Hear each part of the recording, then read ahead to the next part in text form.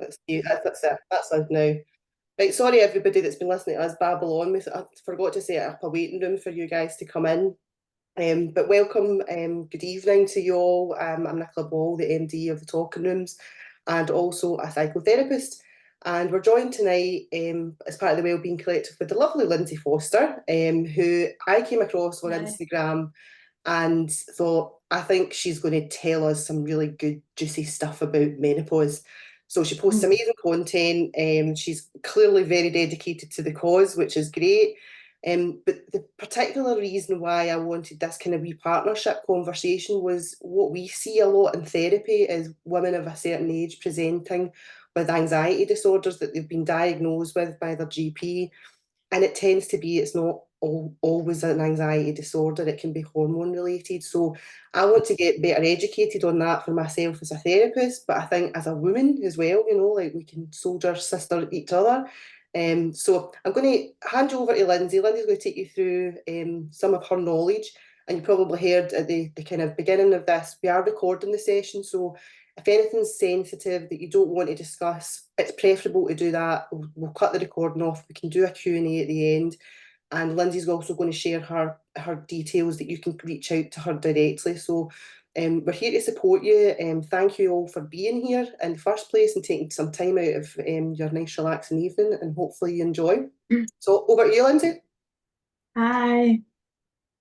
So yeah, if anybody, like, sometimes when I do these presentations, some of them can get quite emotional, and I know it can be quite a sensitive subject. So if there's any questions you don't want to ask at the end, my Instagram's always open, my Facebook message is always open, and I do have a little free hormonal health support group as well.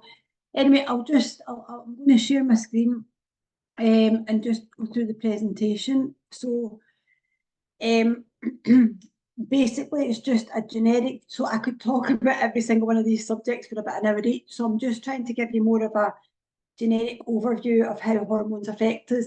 And I will talk a lot about the mood disturbance, because we usually find that anxiety, mood disturbance, irrational, all these mood disturbances come from the drop in progesterone very early on in perimenopause, the onset of menopause. But before I get into that, I'll just give you a little brief history about myself.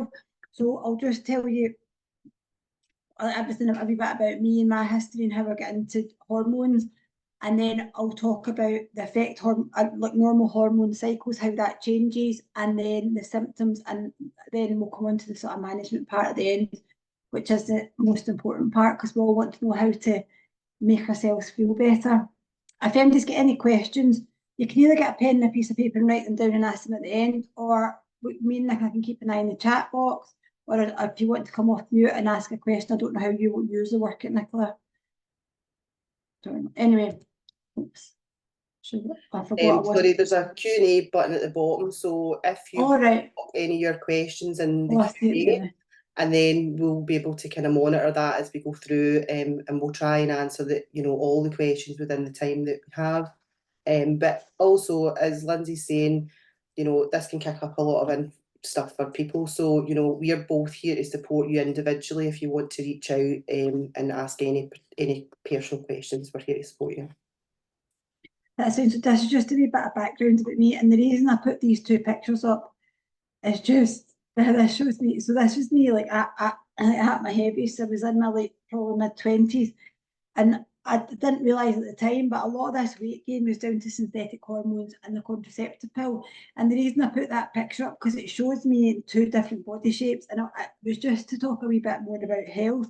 And neither of these pictures am I healthy. One when I'm thinner, I was completely riddled with anxiety. That was the onset of my perimenopause before the weight gain came.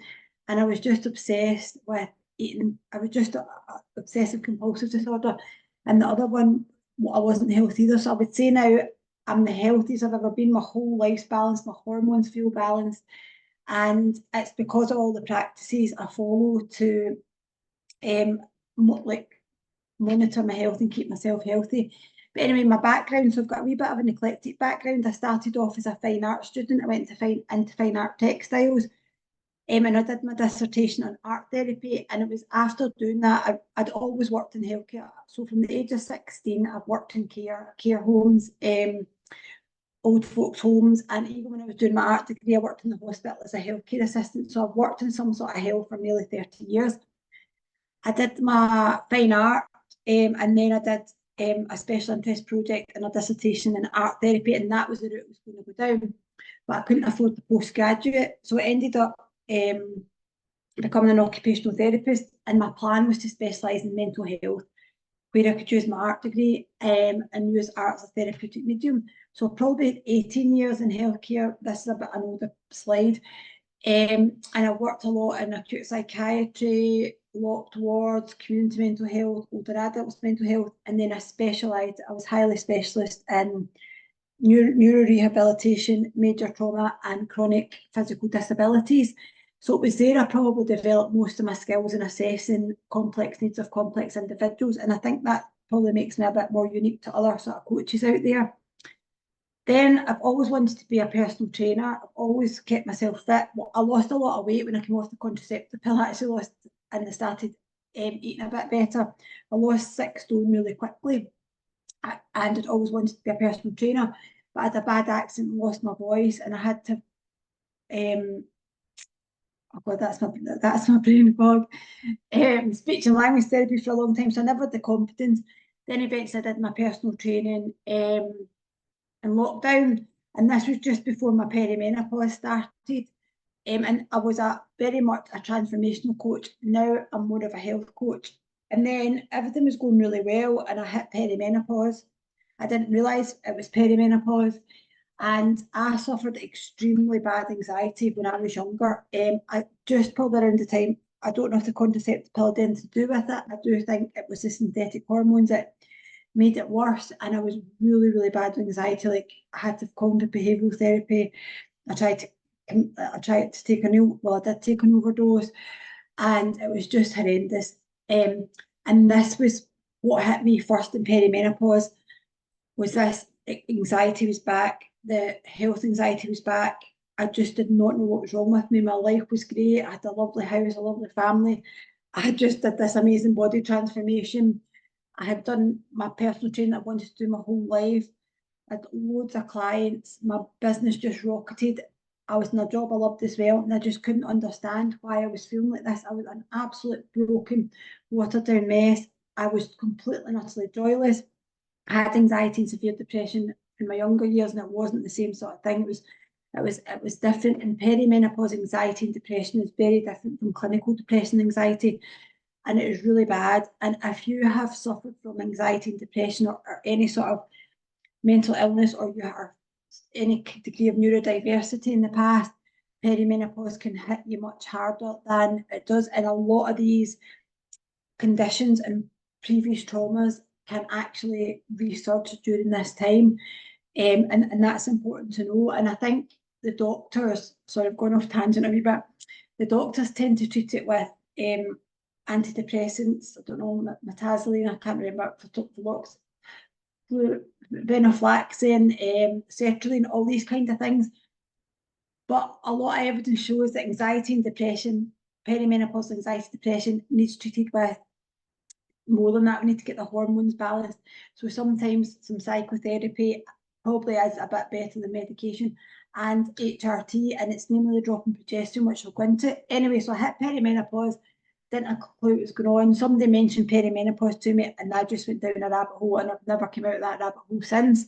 So I was a specialist AHP, and I was fortunate at the time that I was able to go and get myself in this menopause and HRT training course as an AHP.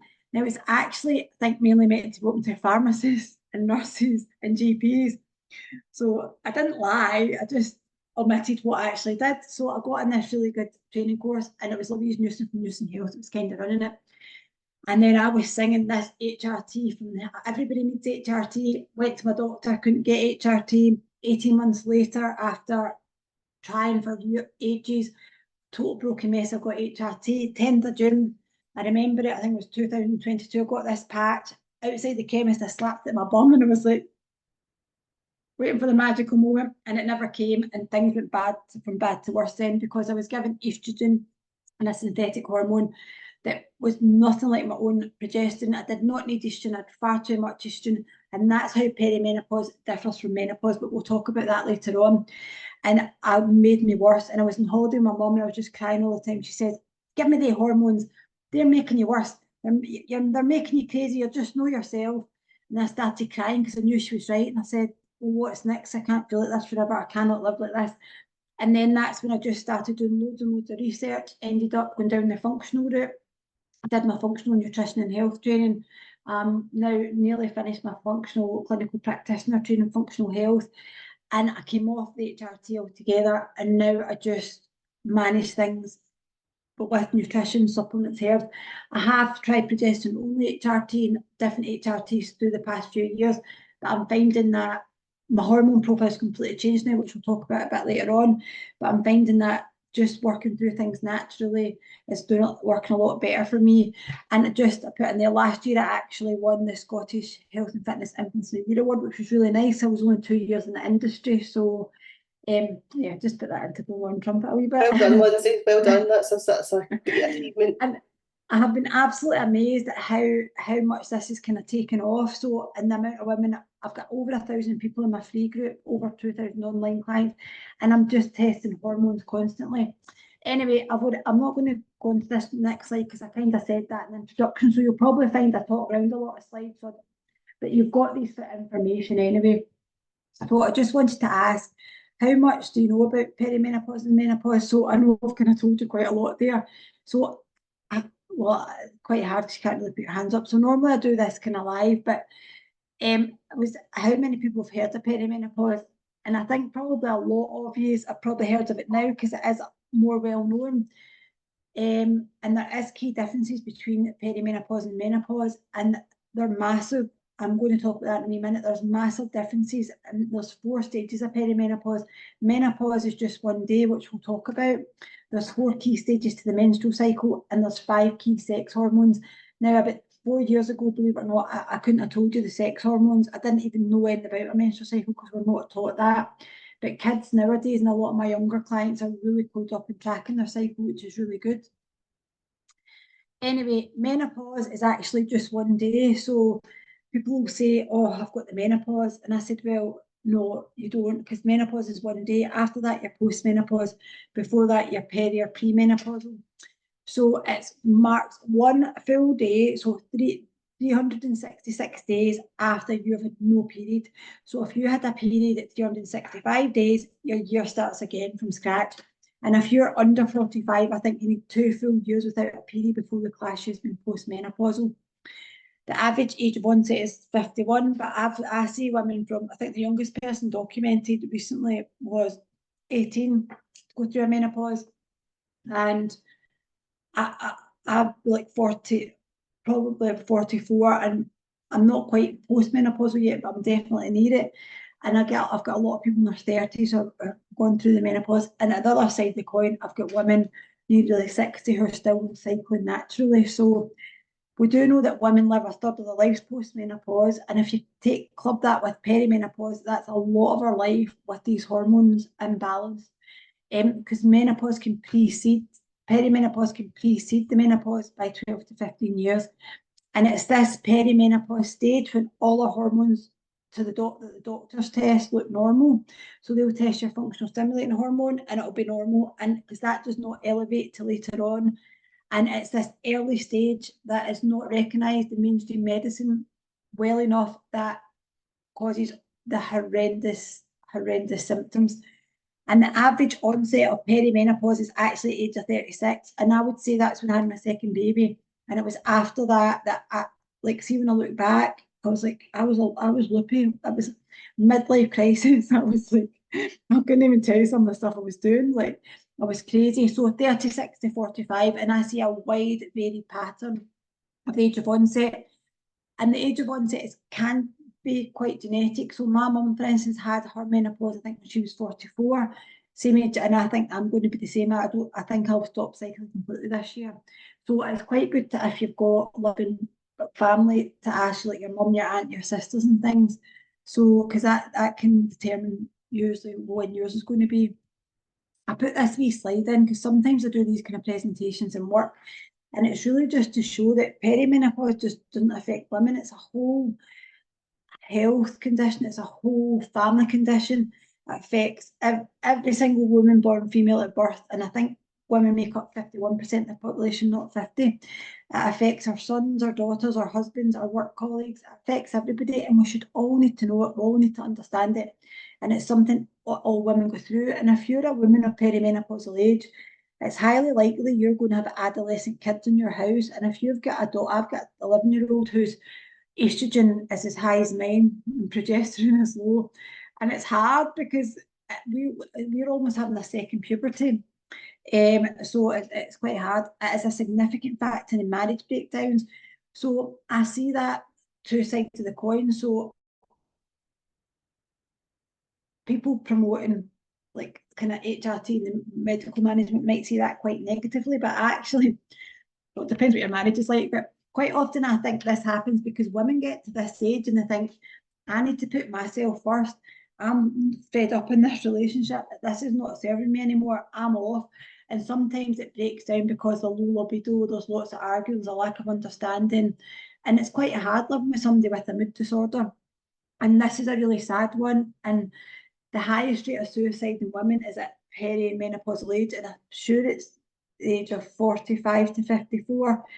And that is really, really sad because, and it is just really difficult to deal with your emotions. And I think if you, because you don't know what's happening to you, and it's almost like I can't live like this forever, but it is a transitional stage, and there is so much you can do to help manage it. But the first stage to managing it is understanding what's happening to your body, knowing that you're not going mad, knowing that you're not getting unwell again. And I think if you consider that women who have bad anxiety during perimenopause, have usually been through it previously, had a bad anxiety or mood disturbance, and it's that whole I'm getting not well again, I kind of live like that. So it is really quite sad, and it does significantly affect working lives. I mean, I left my job because of it, and I'll talk a wee bit about that later on. But I have women mess me saying they can't come out of the house, they can't go to work, they can't remember anything. I mean, I was forgetting patient names, and it was horrendous. I don't know if that resonates with anybody, but we can talk about that at the end. So I wanted to briefly go over this, a normal female menstrual cycle. Oh, I thought I didn't worry. Can you see my arrow? You probably can. So when I say normal, it's like it shows estrogen, progesterone, testosterone. It doesn't show the control hormones. So these are the main sex hormones. So those hormones that come from our hypothalamus to pituitary gland and then the ovaries. So these are the hormones that come out of the ovaries. And this is a bog standard 28-day cycle. Now, not everybody's a 28-day cycle. A healthy cycle goes from like 26 to 35 days. 28, 29 days is optimal. Most of us cycle within the lunar cycle, so it's about 28 to 29 days. And it just shows you how your hormones go up and down. So estrogen, you'll see it's the red one. So when you get your periods, all your hormones drop down significantly, and that's when you can get this really low mood just as soon as you bleed, or a few days after you bleed, and all the hormones are flatlined. Then our estrogen rises to ovulation, testosterone rises just before ovulation to make us feel good and sexy and everything looks lovely, and then you might fancy your husband or whoever you fancy, and that comes particularly to help us like reproduce. And then once we ovulate, so this peak in the middle in between week 2 and 3 is ovulation.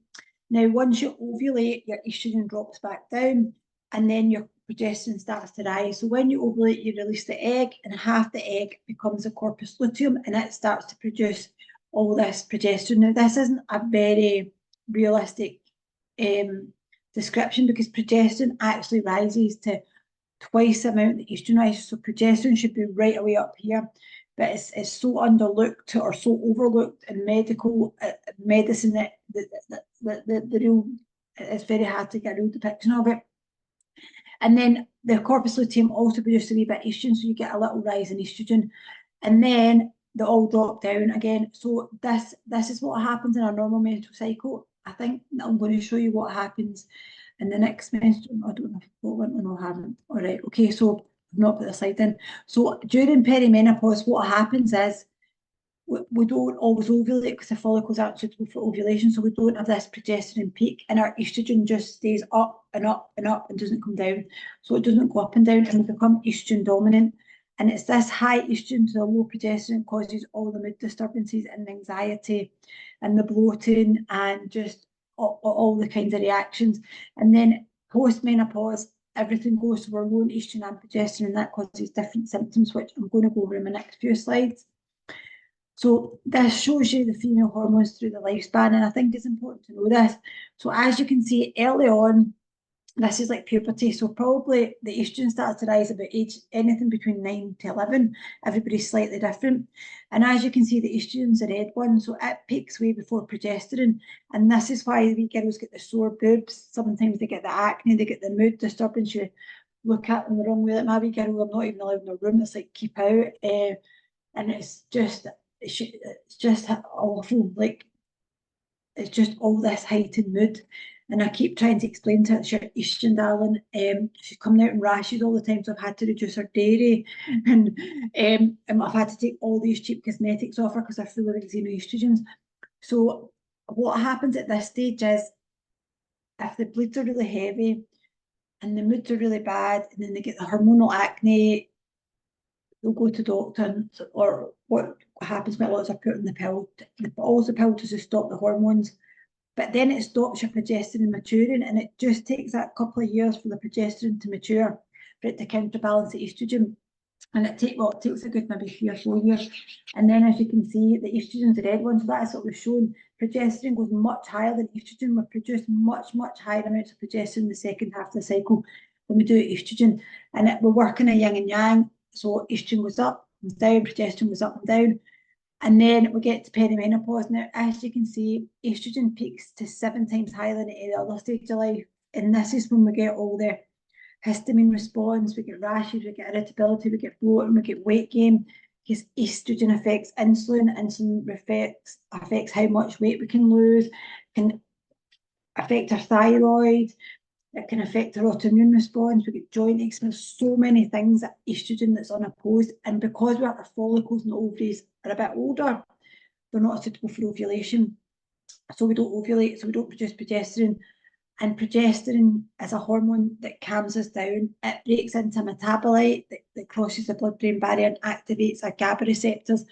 GABA is responsible for putting us into that rest and digest, the parasympathetic nervous system, to help us sleep, to reduce our anxiety, to calm down those emotional thought processes. And if we don't have that, our catastrophic thinking goes through the roof, our anxiety goes through the roof, the palpitations come. And if you're somebody who's got a predisposed mood disorder or an anxious personality, something having a heart attack, all of a sudden you've got a mole, it's cancerous, you've got a headache from the high estrogen, you've got like, I'm laughing, but I'm just that's what I'm like. Oh God, I've got a brain tumor. And then it's like, why haven't they texted me back? They must not like me. And then we'll also get really irritable and irrational. And it's like somebody, I remember I'm the placid, nicest, well, my husband might not agree, but I would say I'm usually quite calm and placid. And at work, I'm a yes person. I never feel like where I was. And one of my colleagues, I work part-time and she worked full-time, and she likes the office stuff and I like the patients. And I was meant to have half the amount of patients as she did. And I went in this day, she gave me 2 patients, and I had more than her number was part-time. Well, I lost the plot, and I was like, yeah, effing lazy bitch, blah, blah, blah. Slammed the door. Everything fell off the filing cabinet. All my patients in the gym were like that. And my boss was like, are you all right? And I was like, ah. That's what happens at kind of this stage. So it's this irrational irritability that you get because you don't have progesterone to oppose the estrogen. And then post-menopause, if you can see, everything's kind of flat at the end, and that brings different challenges. So low estrogen also can bring really low mood, vaginal dryness, genital urethritis symptoms, all different things. Now, I'm not painting a very good picture, but what I will say is, although perimenopause and menopause has some negative associations with it, it's a time in life where it's probably been the best thing that's ever happened to me, because it makes you stop and say to yourself, my body needs help here, I need to help myself here, and you start to prioritize yourself. And it can be a very uplifting experience, like almost the phoenix rising from the ashes. And I think if I understood initially what was wrong with me and I had been educated and forewarned, I would not have had the breakdown I did. So I don't want you to think, oh, this is all doom and gloom, because it can be a really lovely stage. right, I'm not going to go through that because we're not in person. So here's just a load of symptoms that kind of happen with perimenopause, and I've discussed a lot of them. But like, see the bloating and the constipation and the abdominal weight gain, like that usually can come from low estrogen or high estrogen because they can have effect on the gut permeability. And if it gets shriveled up or inflamed, the holes become bigger. You get a lot of food particles getting into the bloodstream, and then you have an autoimmune response, and then the food's deposited in the joints. So some of the first symptoms I see are like, oh, get tennis elbow. See them out one with tennis elbow or recurrent thrush, or just a wee bit of low mood and anxiety. So there's a massive range. A lot of people can get massive headaches because they're dropping the hormones. The vaginal dryness, frequent UTIs, and the burning sensation down below generally comes from the lower estrogen. Really dry hand, itchy. I was so itchy, but that's a histamine response. Swelling eyes. I became allergic to alcohol. I'm like, so I had to stop drinking. I was like, why did I have to become allergic to that? But and then it can affect your like big, heavy, swollen eyes. So tinnitus are so many different symptoms. Fungal infections. So and yeah, there's lots of different symptoms, and 80% of women experience symptoms. 70% have stated actually that mood is the mood fluctuations and anxiety and the brain fog was the most debilitating symptoms. But they can be unpredictable. And my stepmom was like, I just sailed through the menopause, no symptoms. But then she can't dye her hair. Her diabetes did get worse because there's a big insulin response. And her histamine response became intolerant of like creams, and she couldn't dye her hair, things like that, and she had a bit of weight gain. But apart from that, she didn't seem to have any symptoms. So genetics, as I said, is a role in time onset, and our lifestyle can massively worsen the symptoms. So the stress and that, like, see, I think when I showed you that picture at the beginning when I went through that body transformation, that induced me into an early menopause, perimenopause, and I was just not feeling my body. I was over exercising. I was under eating. I wasn't eating enough fat. I wasn't eating enough carbohydrates, and it just tanked my progesterone completely. So it's really important that we're fueling our body appropriately. So that's my dog starting to snore. Yeah, I've discussed about the previous conditions. Does anybody want to ask any questions? Because I'm aware that's quite a lot. Nicola, you can maybe check the Yeah, I'm Q&A. sorry, look at the Q&A if there's anything, no opened questions as such.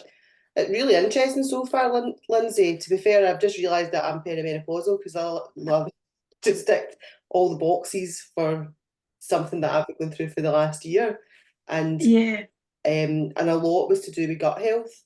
And Mm. I had a lot of skin condition issues. I took severe allergies where I used to love a glass of red wine. Can't touch a glass of red wine. Not had a glass of red wine over a year. I still can drink alcohol, Lindy. I do feel bad for you, but I kind of drink my love, which was red wine. But yes, did start to have different symptoms. So like dyeing my hair became difficult because my scalp would react, and then I had Oh, itchy. It's like that itchy scalp, dry swollen and eye. itchy, yeah.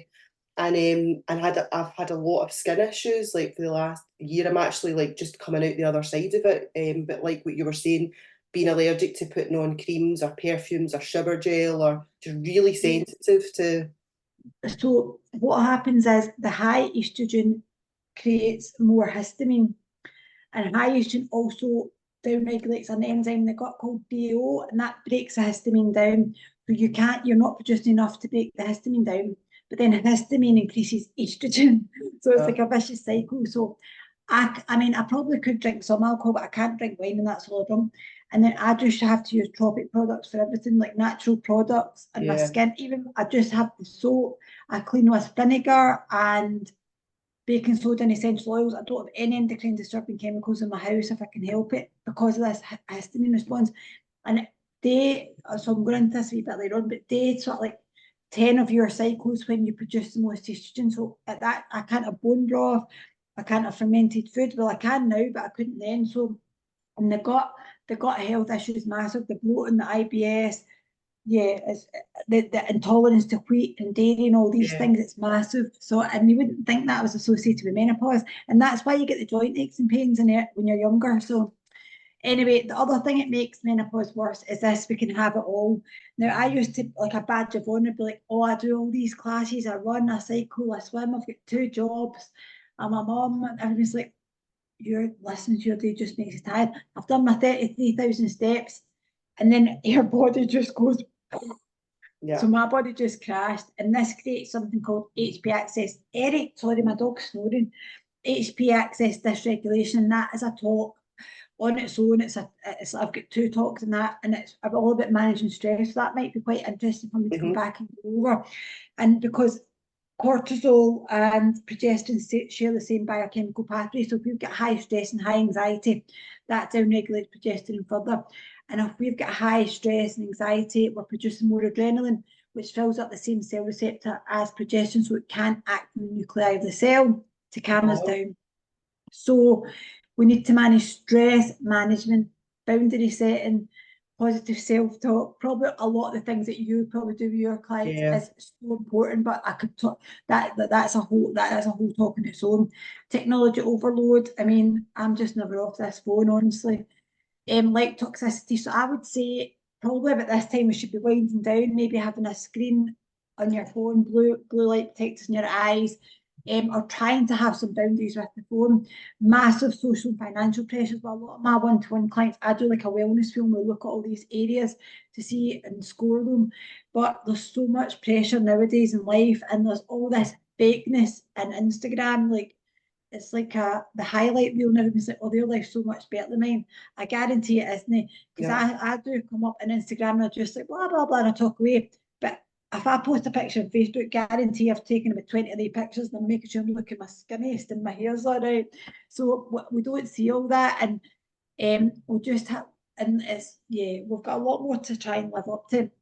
And our food is massively depleted of nutrients, and it's also full of endocrine disturbing chemicals, which massively affects our hormones. And this is why younger girls are having earlier onset of their periods.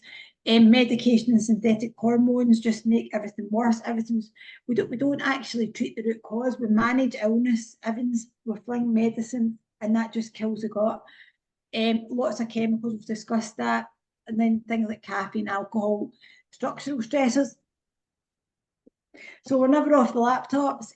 All these kind of things. Over exercising or under exercising is just as bad, because I mean, we can sit in our chair now, we can order our Just Eat in, we can order our food from Asda. We don't really need to move. So and my clients, I get them at 2 ends of the spectrum. I get ones that never move and are really dysregulated and overweight, and I got others that do far too much, and they're actually the hardest to work with. I've been working with bodybuilders and things for fertility, because I do fertility as well. They're the hardest people to work with, because they will not eat fat and they will not stop training. So all this it massively affects us. So I've kind of went over that. So hormones. So I've talked about a lot of this, so I'm not going to go over everything. And like I say, you can be sending this out, you can go through the slide yourself if you want to read back and take some notes. So we've discussed the drop in progesterone, early perimenopause, and I've kind of discussed a wee bit about the effects progesterone have. But in early perimenopause, we're not just dealing with the drop in progesterone, we're dealing with higher levels of estrogen. So what happens is our estrogen can be normal and our progesterone can be down here. We'll have estrogen dominance, but quite often our estrogen's up here and our progesterone's down here. That's a massive, massive, massive imbalance. And I have women, I can look at the hormone levels, their estrogen might be 1500 and their progesterone is 0. And that is why they're feeling absolutely horrendous.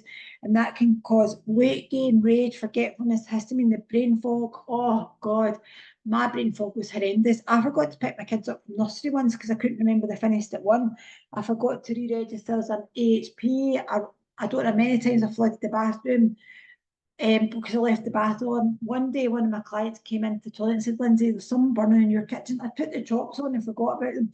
It's just, and like, I could be like talking and I just stopped because I can't remember what I was saying, or I would be holding goal planning meetings for clients that I worked with for a year and I'd be like, I forgot their name. So it's really, really bad, the brain fog. And the low libido is always associated with testosterone, but low progesterone can, libido is a massive thing. It's not just the one hormone, but progesterone's got a big role in that. So we've talked about how it helps anxiety, insomnia, and lower your blood pressure. It also is a catabolic hormone, so it helps to break tissues down. So estrogen is really prolific for the boobs. Now there's a in my Instagram page, there's actually a post, and I'm like I actually entitled typing with my tits out because my boobs were so swollen and so big. I was having to sit with my bra off. I was in agony. So estrogen gives us fibrous, really sore boobs, especially I'll just show here. So can you see if you put your hands here onto your nipples. So my boobs are sore just now because I have actually a period for the first time in 4 weeks, 4 months, and I can feel my estrogen's higher this one. So if your boobs are sore there, that's estrogen. If it's sore down here, you've got progesterone, so you've ovulated. So that's handy to know. But if you're having to walk about like after you've given birth like this, that is you've got too much estrogen, not enough progesterone to counterbalance it. Estrogen is a great hormone in balance, and we need it for so many things. And when we don't have estrogen, it's not nice either. But too much is a proliferative hormone. It can build up tissues, and that's why we can put on a wee bit of weight as well if it's too high. And estrogen, if we've got any inflammation, estrogen will help to activate the anti-inflammatory cytokines. So if you've got a high estrogen, you tend to have really heavy cramping periods and things like flooding. So I get a lot of women who say my periods are so heavy, I've just run through a full Tampax and I've got a towel on. And I was in London once, and I remember I went swimming, so I changed my Tampax, went for a swim, and I was in this wee posh hotel and I had my nice white robe on, and I'm lying down, and I stood up and I was like, oh, what's that? And I thought it's blood. Well, I looked down and it was everywhere. I was mortified. Thankfully, it was like 6 in the morning and there was only 2 people in the sauna and they didn't see me. So I quickly ran to get changed and I had to dry myself a dirty towel. And then it was everywhere. And I said to the guy, oh, I cut my foot because I didn't want to say what had happened. It was horrendous. So that what happens then is when we break down the endometrial tissue, progesterone activates the pro-inflammatory cytokines and calms our bleed. We don't have any progesterone, we'll have a massive bleed. Now you can have a cycle where you don't produce, so I'm just kicking my dog. When you don't produce progesterone, but you still have a breakthrough bleed. So people think if they've had a bleed, they've ovulated and you've not. So that's important to know. And that's why it's important to track your cycle. And also hot flushes. If you go to your doctor with hot flushes and you're at perimenopause, will say, I'll put your estrogen up. Don't put your estrogen up unless you know what your hormones are doing, because low progesterone, high cortisol cause hot flushes, but the flushes kind of come from the feet and like go over your head. So you could just be standing in Asda doing your shopping. It's like, whoosh, it's like a wave of heat, or after you've had a coffee or hot food. And the kind that I would say they're more fleeting, and you've got a lot of sweats as well at night. But estrogen burns you from the core, and I mean it's like somebody's put a furnace in you and it's burning you and it lasts for 10 minutes and you could sit against a chair and you can feel the heat and you just it's like, oh my god, I'm actually burning from the inside out. So they're slightly different, and it's important to know that, because in the mainstream medicine they tend any symptoms like up your estrogen, and estrogen is the cause of a lot of symptoms, and that's where there needs to be a lot more understanding. Other symptoms are increased urination, food sensitivity, so we've discussed that, histamine response, libido, yeah, all this.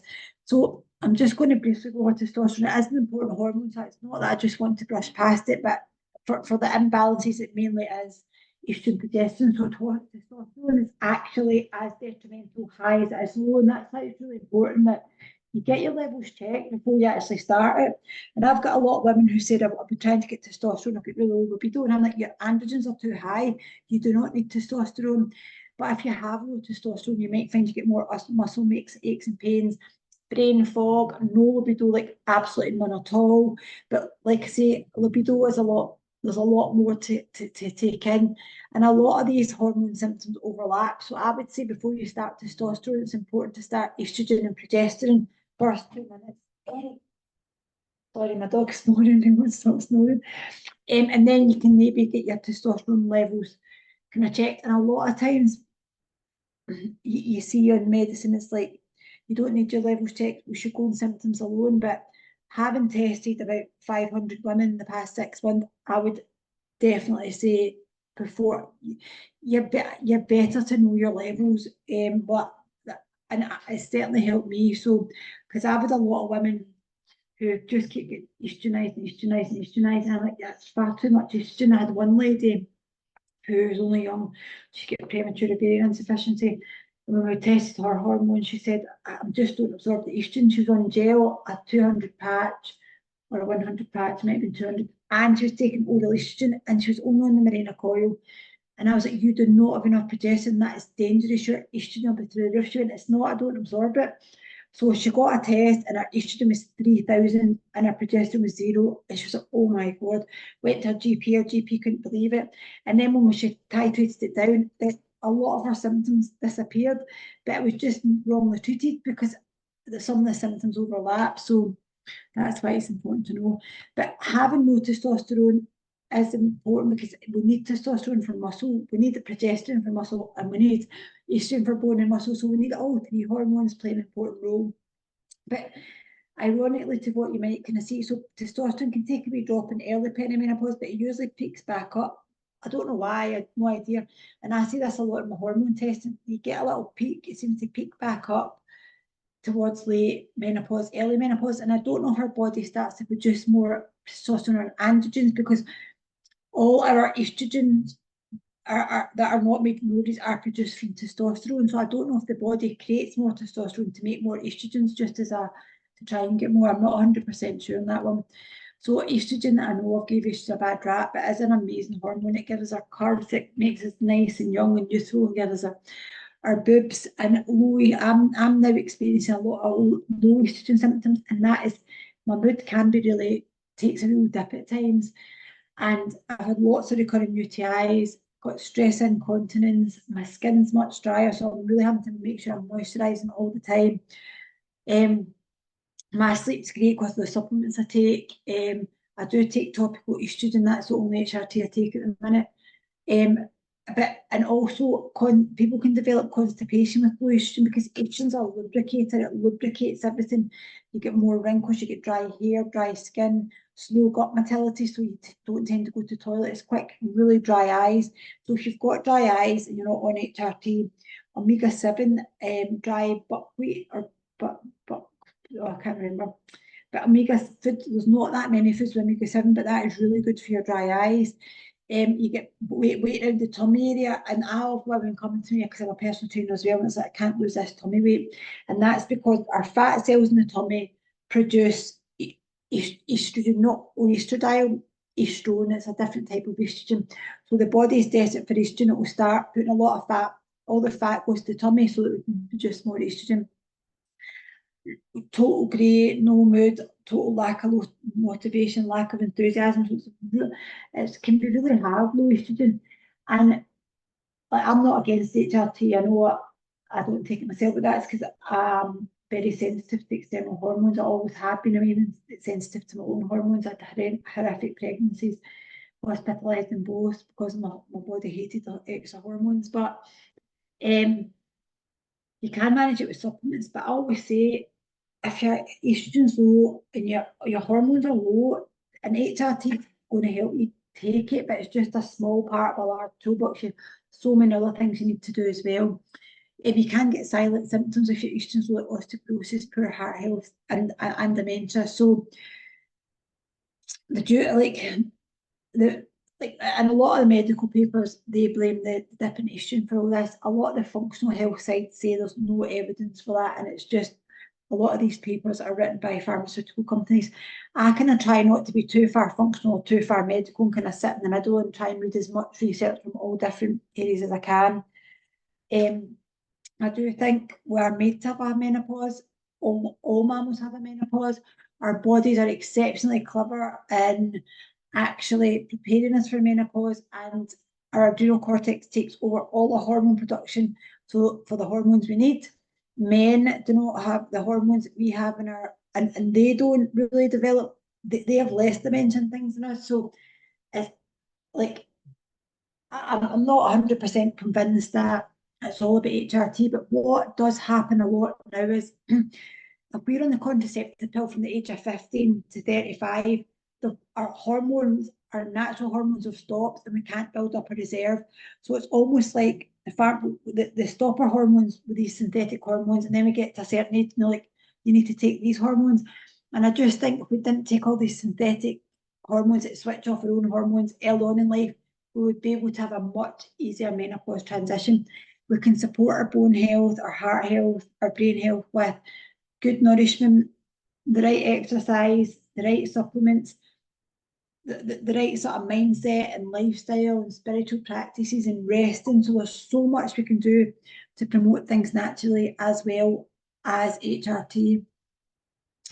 Anyway, I'm just going to talk a little bit about menopause in the workplace. I'm not going to ask you these questions because nobody can answer. It's nice to get a bit of interaction. So normally if I do these in person, there's a lot more interaction. It's harder in Zoom. So I hope you're writing some questions down. Anyway, I don't know if this will come as a surprise to anybody, but this was a study by News and Health in, I think it was 2022. There is a new one up. I need to update my stats, but this was 2022 statistics to come out early 23. And it shows that 77% of the UK female labour force are made up of women who are peri and postmenopausal age. And that's probably because a lot of women take some time off to go and have kids, maybe. But most of it, and this is why we need these work-based policies. I worked in the NHS, and it's like 77% of the NHS workforce are women. So if you've got 77% of 77% of your workforce, you need a menopause policy, perimenopause, and even just a hormone policy. And this is really good to know that women over 50 are the fastest growing workforce in the UK. So it shows you that menopause doesn't have to stop you living. But the sad thing is a lot of women do feel discriminated against. Oh my God, sorry about that dog. And feel that they lack support in the workplace. And I think they're embarrassed to ask for help, because I was like, oh, and I almost felt as if they disbelieved me. It was just that nutty Lindsay. She's a hypochondriac, her, but well, I think it's a bit different now because a lot of my work colleagues follow me. But yeah, people feel discriminated against about their periods and their hormones and things. And it's like 50%. So this was a Trade Union Congress UK report, and I think it's a wee bit older, and it said that 50% of women asked between the ages of 45 and 54 experience symptoms at work, but only 28% report them. Now, this is an older study, and I think if that study was done now, that it's a lot more mainstream, those numbers would be a lot higher. And this was a News and Health study, sorry. So 99% of perimenopausal women, and I'm assuming if it was a News and Health study that followed News and Health, so they'll all know what perimenopause was, stated perimenopause affected their work. So these were perimenopausal women that were going to be perimenopausal women, and not just like general population. And this is a really sad thing, and 12% actually resigned. And I have women coming to me all the time. It's like, I've been offered a promotion. I was offered a promotion and I left because I just couldn't handle it, and I was a broken mess. And it's the best thing ever happened to me leaving the NHS, because I wouldn't be doing what I'm doing now if I didn't. But I can understand why this happened. I was just nervous as well because I couldn't cope full time. So 12% resigned altogether, which is really sad because they were felt so unsupported or unable to talk about it, or just didn't know what was happening to them. 59% reported taking time off work, and I had to take quite a few weeks off with my mental health. 12% over 8 weeks, which is quite high. 60% had no support at work, and 33% had their symptoms. So a lot of them were embarrassed to ask for help, and 21% didn't go for a promotion, which is quite sad, really, isn't it? And I think that's why women need supported. And these were the main symptoms. So it wasn't hot flushes, it wasn't mood disturbance, it wasn't it was mood disturbance, it wasn't the hot flushes. It was memory relapse, brain fog, fatigue and anxiety, all cognitive functions that are probably related to the drop in progesterone. But having this then leads you to doubt yourself. So you get the self-doubt, you get the decreased confidence, decreased stamina, complete and utter overwhelm, which is like what? And then you've got this anxiety, which clouds your brain even further, and then reduced punctuality. And that's probably because you're not sleeping at night. So it's important to notice, like, it can really affect your life when you don't understand it and you're not managing it properly. So this is just how to support women at work. So just point them to my page. So if you're working with somebody and you think they're perimenopause, talk about it.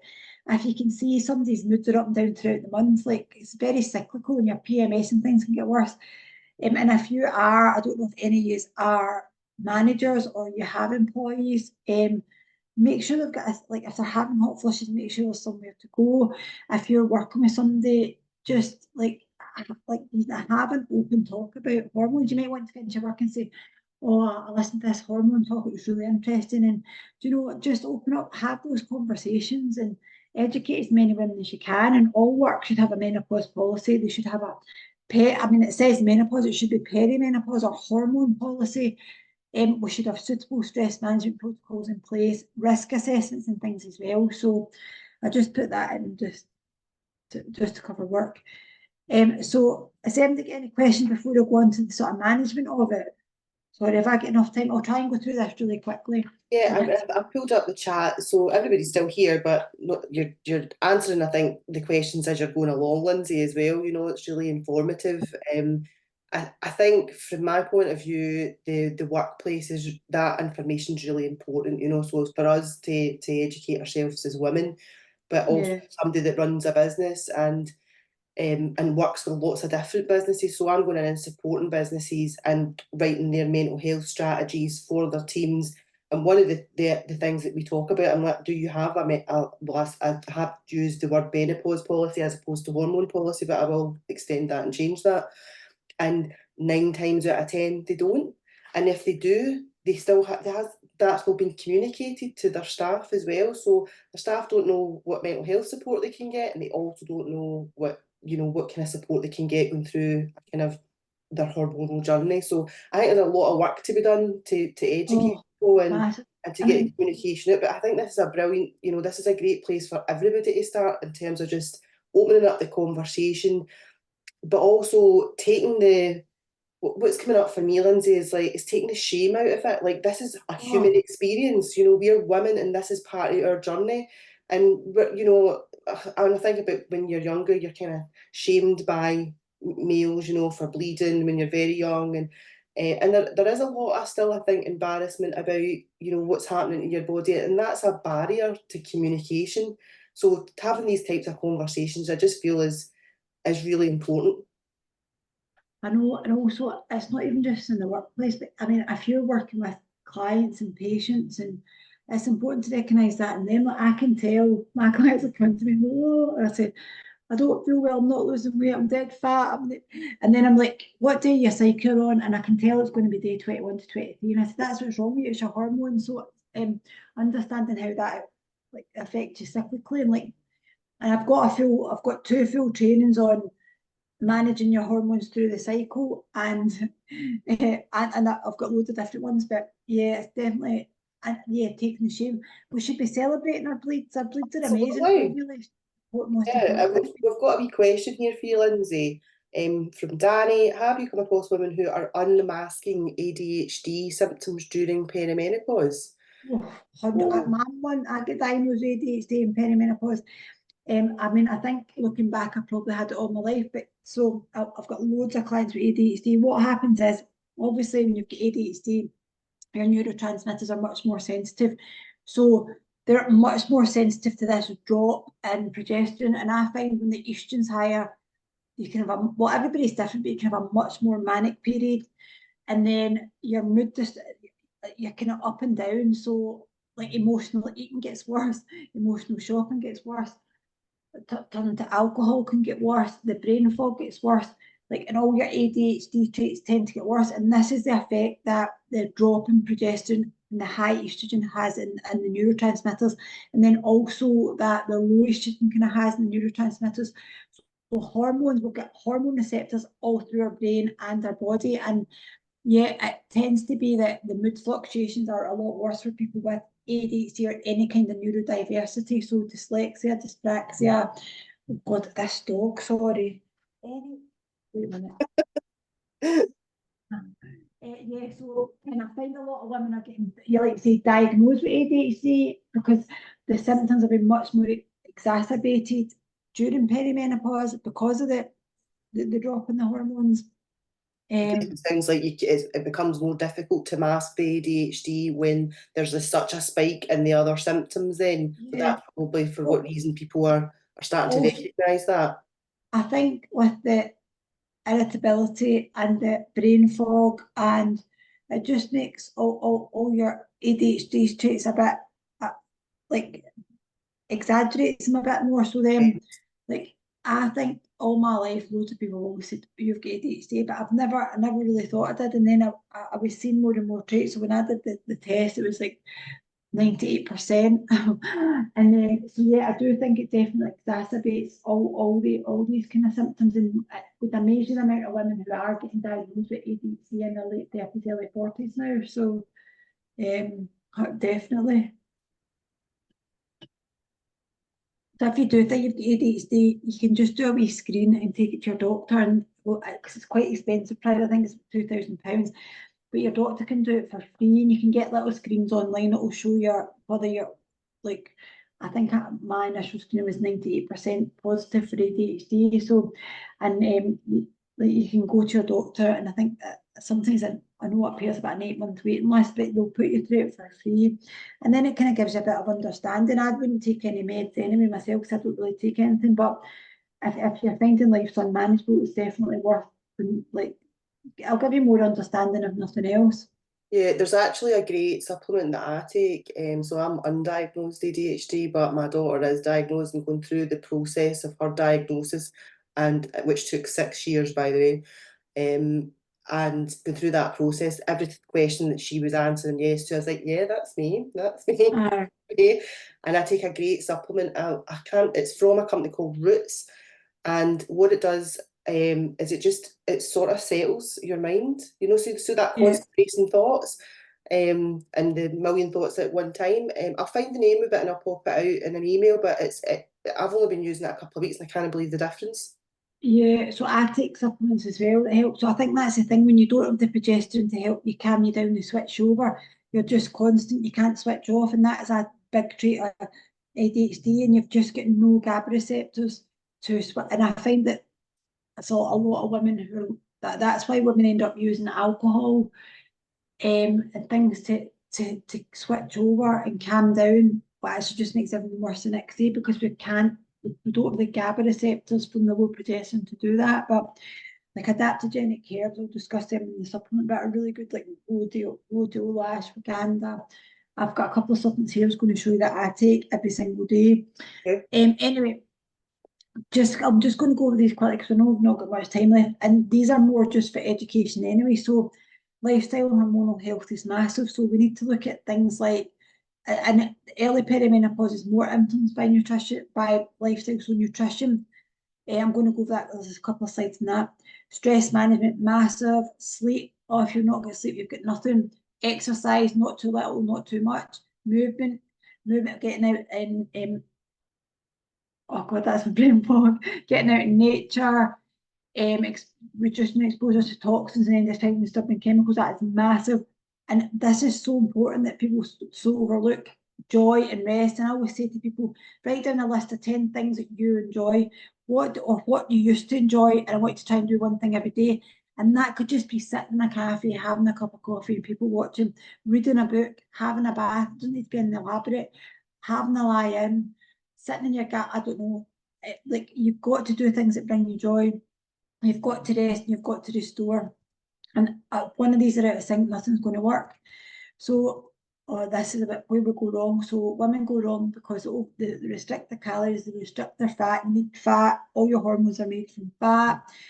They restrict macronutrients going on these silly diets. They do too many steps, do too much cardio. And then this just makes you metabolic compensate, you end up putting on more weight. So this, if you eat too little and move too much to compensate the weight gain that happens in perimenopause and menopause, and I know everybody comes to me because initially for weight, but actually when I was really ill, I would have took 4 stone to actually feel better. And I think if you've had severe anxiety, like you'd understand that as well, how bad it is. So you get a metabolic pushback, you metabolic compensate because they decrease progesterone. Then your body starts creating more hormonal active fat tissue, so you get more of a belly. So it's important that you're eating enough and eating enough good food. Everything becomes dysregulated. You get hunger hormones go up, your satiety hormones come down, you reduce your basal metabolic rate, you increase your insulin. So if you try and diet at this stage of life, it's just going to backfire and you make everything worse. So if you take one thing away from that, is do not diet. Eat better food, you will lose weight because your cells will all start working, your oxidative stress will reduce. Your basal metabolic rate, which accounts for 70% of your calories burned, will stay increased if you fuel it properly. So I run an online nutrition and fitness group, and this is what we follow in the group. This is the one I follow with all my one-to-one clients. And when if I do like individual assessments, they're slightly different because they're individual, but this is the basis platform. So it's like we're focusing nutrients, not calories. I don't count a single calorie. We're focusing balancing the blood sugars to reduce the insulin secretions, because high estrogen makes our cells resistant to insulin, and that causes weight gain. And I've got a full presentation on that on its own. You want to be limiting your sugar and refined carbs, especially the artificial sweeteners. So do not eat anything low fat, because it's full of aspartame, which takes up the same cell receptor as magnesium and chromium that balance your blood sugars. You want full fat everything and none of these chemicals. Try and reduce your ultra processed foods as much as possible. And I usually go by the 80-20 rule. When I'm working with people individually, if their diet's horrendous, I don't do everything at once. I do it in a staged approach. But basically, if you're eating, we follow the PFC, protein, fat, and carb with every meal, and that's the basic step. Plenty of fat fibre to help clear your gut of all the estrogens and excrete them, and also to keep your gut nice and healthy, so you don't have any autoimmune response, and it helps upregulate your enzyme to break the histamine down. So if you're postmenopausal, phytoestrogens like flax seeds and soy products. If you're perimenopause, you do not want soy because it's too estrogenic. And flax seeds are fine because they can downregulate estrogen, but the soy is a potent phytoestrogen. So I would say if you're experiencing histamine or bloating or anything like that in perimenopause, I would try and stay away from soy. And I've got a whole post on soy because it's quite controversial on my Instagram if you're interested. Plenty of water, 3 litres. Water is not fizzy water, it's not diluting juice. Diluting juice is one of the worst things for artificial sweeteners. Awareness of food sensitivity. So if PFC doesn't work, then I'm reducing the gateway allergens, the wheat, the dairy, the sugar, just to get everything a bit more balanced, and then we can gradually bring it back in. Do not fast if you're imbalanced. You can fast later on if you need to, but it's number 7 in the nutrition approach. Sorry, that was really quick. That's just a wee idea, the diet we follow. So there's your proteins, your chicken, and when you're having carbs, have low carbs. You don't want masses, you just want the same amount as the protein, and that's your fat. That is really bland. Food looks much tastier than that. I've got a whole recipe guide. And that's not what my diet's like. It's just an average of what you should be eating. And this is like a wee cheat sheet. So it's telling you what proteins, what are fats, what are carbs. And I tend to eat non-starchy free carbs as much as possible. I still have if I go to my local Italian, I will have pizza and pasta because I love it. So you still have to enjoy your life, but it's what you do most of the time that counts. And I'm happy to come back and talk more about nutrition because that's what I love to talk about. For physical activity, the correct amount, the correct time, at the right time is important. So you are probably better to exercise in the morning. In my group, we do live workouts at 6 a.m. A lot of women repeat them at 6:30 or 7. Some do them at night, but most of them do it in the morning when your cortisol's a bit higher and your testosterone and things are up. And if you've got adrenal fatigue, you're better, and low progesterone and things, you're probably better not to exercise late at night. You don't want to be doing cardio or running if you're in adrenal fatigue and you're really unbalanced, because it just tanks your adrenals. Strength training is the most optimal if you're got a bit of weight gain, your estrogen's high, your progesterone's low, for insulin resistance. So that's going to help the insulin get into the cells quicker. That's going to help increase your basal metabolic rate. It doesn't tax the adrenal cortex. It reduces your sarcopenia, which is your muscle depletion, and it helps with bone density.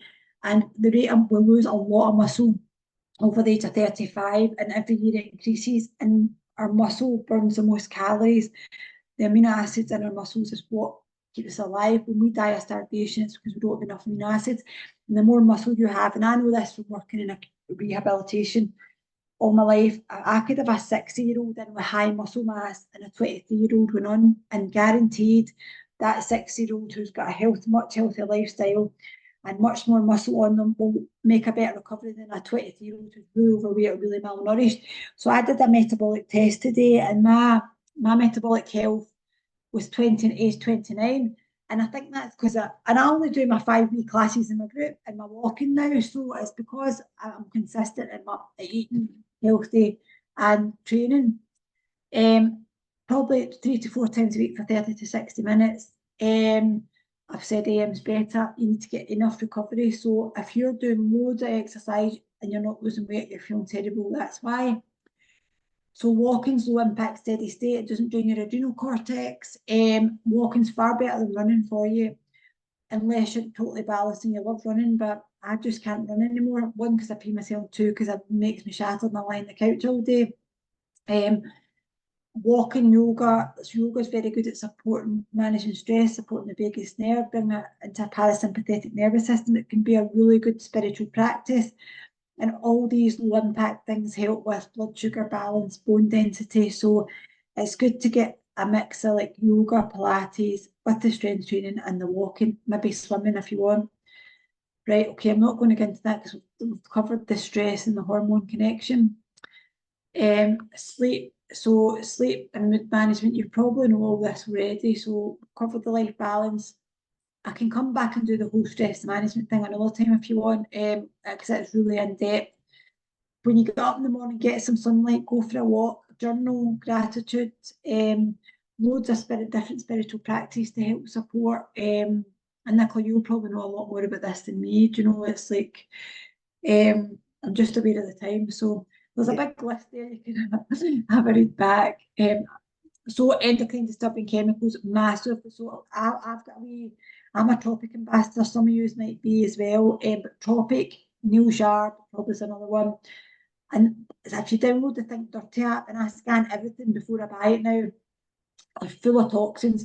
So I've used Tropic for years and they're absolutely brilliant. So I've got a wee link to my group if you want, or there's loads of people sell it.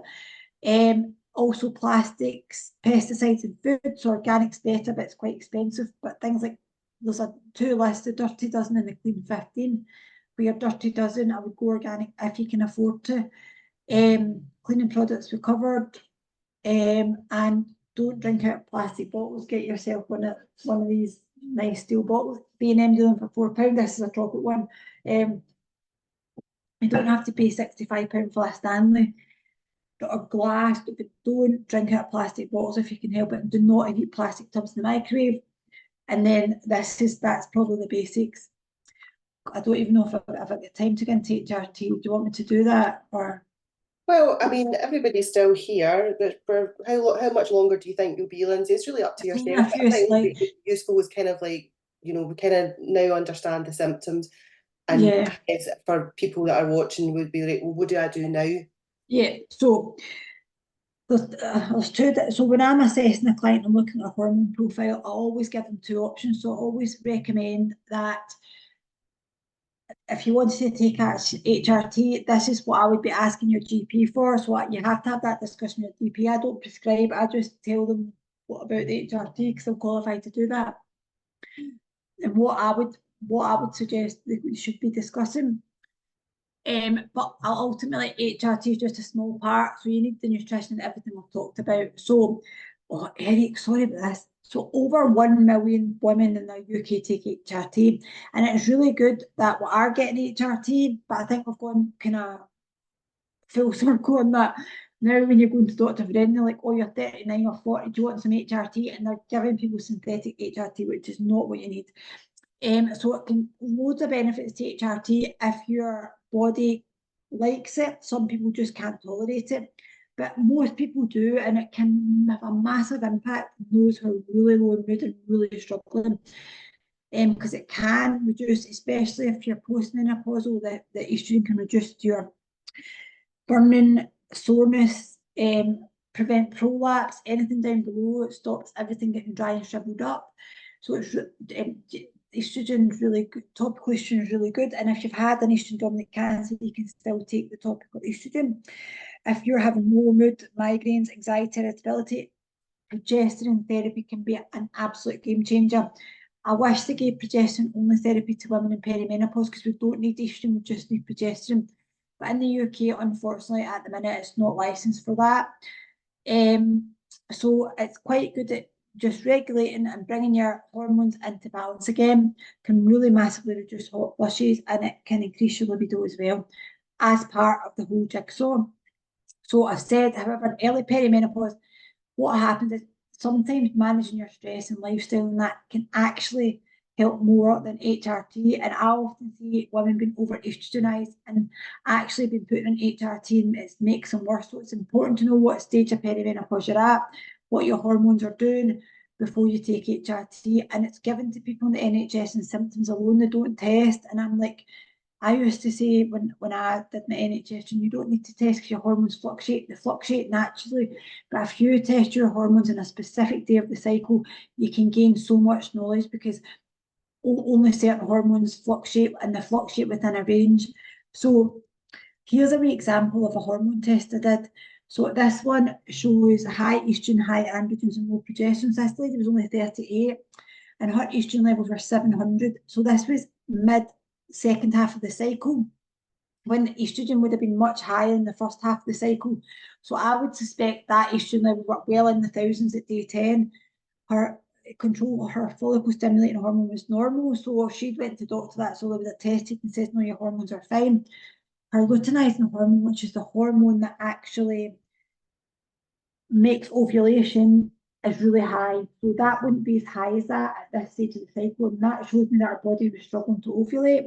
Our progesterone is one, it should be 43 nanomoles, which is equivalent to 43,000 estrogen. So progesterone is usually much higher than estrogen. So we've got really high estrogen, really low progesterone. We've got one normal control hormone, we've got another control hormone that's completely out. Our prolactin levels were really high. That shows she's got oxidative stress, she'd be struggling to absorb her vitamin D. That can affect your dopamine receptors, which affects your mood, and it can also give you higher migraines and higher pain. We see quite a lot of high prolactin and, oh God, my dog, and endometriosis. Our testosterone levels were really high. Our sex hormone binding globulin was really low. So, and our free androgens were high. So this lady had an undiagnosed PCOS. So she's now diagnosed, but we know she was gaining a lot of weight. She had loads and loads of issues, lots of acne, lots of sore boobs. She was broken, absolutely broken. And just from like, I remember when I did her feedback, she actually cried. Now, she'd went to the doctors and got tested, just her functional stimulating hormone, and said her symptoms. She'd probably been given synthetic estrogen or synthetic progesterone that would not a patch, a sequin patch, that would not have helped her at all. So it's important to know your hormones. This was tested in day 21. Well, hers was tested a wee bit later because she had a longer cycle, 45 days. So we tested it mid-luteal phase. So we need to, you can't just have hormone testing. I do a full massive assessment. So, and my feedback includes everything we've talked about. So it's also important to track your cycle. So see if you're thinking there's things changing, I don't understand it, get a diary. I can send Nicola a perimenopause tracker, fill it in. I will use an A4 piece of paper because you get lots of apps, but they tend to use AI and they create symptoms and they create a pattern that's not there. If somebody comes to me and I've got 3 A4 sheets, I can put them all on a line. I think 1, 1, 2, 3, and I can see a clear pattern. Another thing to do is if you're thinking I'm perimenopausal, I'm having heavy bleeds, sore boobs, I might not be ovulating, is to track your basal body temperature. You can get a basal body thermometer off Amazon for $7.99. Take it every morning before you get out of bed. And it should rise in the second half of your cycle by about 0.5 to 1 degree only. And if it rises and stays ridden, you've ovulated. If it doesn't rise, or it only rises for a few days and then drops, you've had a subclinical ovulation and you know you're not producing progesterone. The other thing is monitoring your cervical mucus. And women say to me all the time, I've ovulated because I felt it. If you feel it and it goes on for a long time, you've not ovulated because progesterone dries up. Sorry, this is getting into HRT, so it's important to get the right HRT. So these are the different types. So you can get body identical, and if you take one thing away from here, you want body identical progesterone, because a synthetic progesterone, a patch or a coil, does not break. It's completely different to our own progesterone. It does not break down to allopregnanolone. It does not cross the blood-brain barrier. It does not act on our receptors, and it will not help with anxiety. A synthetic progesterone or progesterone will counterbalance the estrogen in your endometrial tissue only. It is a steroid hormone is more like a testosterone, and if you've got estrogen dominance and anxiety symptoms, it can often make it worse. If you've got estrogen dominance, you want the lowest amount of estrogen. If your doctor says to you, you need to take estrogen, you want the lowest amount. And I've got a lot of clients who don't take estrogen. Now, I can't tell you to do that because that'd be against your doctor's advice. But if you only need progesterone, it does kind of make sense. So that's why it's important to know your body and do your research and know that you know your body better than your doctor. It's your body, and we should be have the confidence to know and not be passive in that consultation. You don't have to give them the sword in your back, but you can put your point across, and the doctor will say, "I'm going to give you this," and you can say, "Well, no, I don't want that. I don't want a synthetic hormone," because I'm aware that it won't act on the receptors like natural progesterone does. Can I have? And natural progesterone comes in two forms: estrogen and another one that's Caprix, I think it's called, just a new one. Or if you've got an allergy to soy or peanuts, you can get a pessary. So you get estrogen and testosterone. The estrogen becomes in a patch, it's transdermal. It comes in a gel, which is transdermal, and it comes in an oral form. Now, I wouldn't recommend an oral form because it has to be metabolized in the liver. The liver's got a big enough job breaking down estrogens. So I would only recommend an oral estrogen, or if you've got premature ovarian insufficiency, you're needing really high levels of estrogen because they're so low, because you can get a lot more orally than you can transdermally. Or if your body doesn't absorb the transdermal spray, gel, or patch, and they're all the same, it's just different skin absorbs different stuff. And then you can get a coil, so the Mirena coil. But I find that the Mirena coil is not enough for women in perimenopause because it's it's got levodostrel in it, which is like a synthetic progestin. I find a lot of women need progesterone as well, and some doctors will give it and some won't. The other thing, I would never have the coil personally because it switches off your periods and you don't have a clue what's going on. So your periods are your fifth vital sign. The only time I probably think the coil's got a place is if women are very heavy bleeds, it can't be controlled with diet and can't be controlled with natural progesterone. Understand then why they would have it, but it's a very heavily incentivized HRT and contraceptive device. Makes a lot of money. It's very cheap, and yeah, it's just I'm probably not the best person to speak about the coil because I've got a very biased opinion because I hate it. But I would certainly do your if you're thinking about getting, I would certainly do your research first and make sure it is kind of probably a last resort. I do understand those women that take it and love it, but I'm very much I just like this body literacy. I like to know what's happening in my body, and I'll with this dog, I'm kicking him. So the other way you can take estrogen vaginally, which comes in a vaginal ring. You can get a cream, you can get a pessary, and that's usually for the vaginal dryness. Now, if you have a womb, or if you have a womb, you need to take progesterone alongside estrogen. Currently, the guidelines state if you've not got a womb, you don't need progesterone. I would absolutely 100% beg to differ. We have a progesterone receptor in every cell in our body, and if you've still got your ovaries and a uterus, no uterus, you need progesterone. And the fight I have, or my clients have with their doctors and gynecologists trying to get progesterone is unbelievable. I've now got a whole file of evidence for them to give, and they just have to fight. A lot of them have to go private, but you can still get bad anxiety because if you're still got your ovaries, you're still producing estrogen and you're getting extra estrogen. And I had a lady whose estrogen levels were up here and her progesterone levels were really, really low. And like she started, the woman could offer her estrogen. Where am I? And that, yeah, supplements. That's the last slide. So these, like, I don't like to recommend supplements generically, but I've got these two listed ones I take. I'm not affiliated with these companies at all. Don't get any money from them or anything. So 6 days, this is an unwinding cover. It's a hot chocolate you can take at night, which has vitamin C, magnesium, zinc, ashwagandha, reishi mushrooms, L-tryptophan, chamomile flower, lemon balm. It's really good for helping you sleep, for helping you stay asleep, for supporting the adrenal cortex. It's just, I just love it. It's really good for electrolyte balance.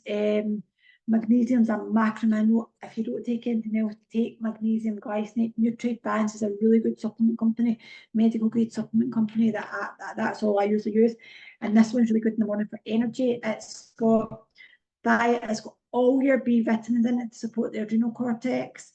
and to give you energy and mental clarity to help with the brain fog. It's got lion's mane and rhodiola, which are two adaptogens that are really, really good for calming you down. And it's also got maca root.